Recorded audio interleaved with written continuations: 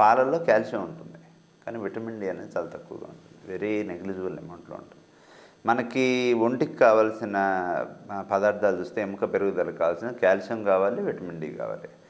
ఈ 2 కూడా ఈ విటమిన్ డి అనేది కాల్షియం బాగా లోపలికి శరీరం లోపలికి గ్రహించుకోబడడానికి, ఈ ఎముకల్లోకి చేరడానికి ఉపయోగపడుతుంది.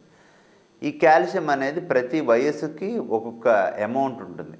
ఒక యుక్త వయసులో ఉన్న వాళ్ళకి 1100 మిల్లీగ్రాముల దాకా ప్రతిరోజు కావాలని, ఇంకా పెద్దవాళ్ళకైతే ఇంకా కొంచెం ఎక్కువ కూడా కావాల్సి వస్తుంది. అదే అమౌంట్‌లో కావాల్సి వస్తుంది చిన్నపిల్లలకు కూడా. ఈ విధంగా కొన్ని రికమెండెడ్ డైట్ అలవెన్సెస్ ఉన్నాయి.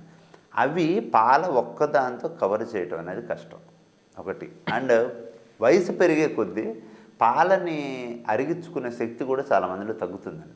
అండ్ ఈ మధ్య కాలంలో బయట తిరగటం అనేది చాలా తక్కువైంది కాబట్టి విటమిన్ డి అనేది కూడా ఇంతకుముందు వచ్చినట్టుగా రావట్లేదు. శరీరంలో 11 నుంచి 3 మధ్యలో 2 గంటల సేపు కనీసం 40% ఆఫ్ బాడీ ఎక్స్‌పోజ్ అవుతూ ఒక 20 నిమిషాల నుంచి 40 నిమిషాలు ఉంటే గానీ ఆ రోజు వరకు సరిపోయిన ఇది రాదు. మీరు ఆ విధంగా రోజు తిరగాలి. ఎందుకంటే ఆ టైం దాటిపోతే శరీరం విటమిన్ డిని ఇంకా ఎప్పుడైతే సరిపోయినంత ఆల్రెడీ ప్రొడ్యూస్ అయిందో ఆ రోజుకి విటమిన్ డిని ఇంకా తయారు చేయడం ఆగిపోతుంది. తీసుకునే కాల్షియం ఒక్కటే సరిపోదు ఒంటికి.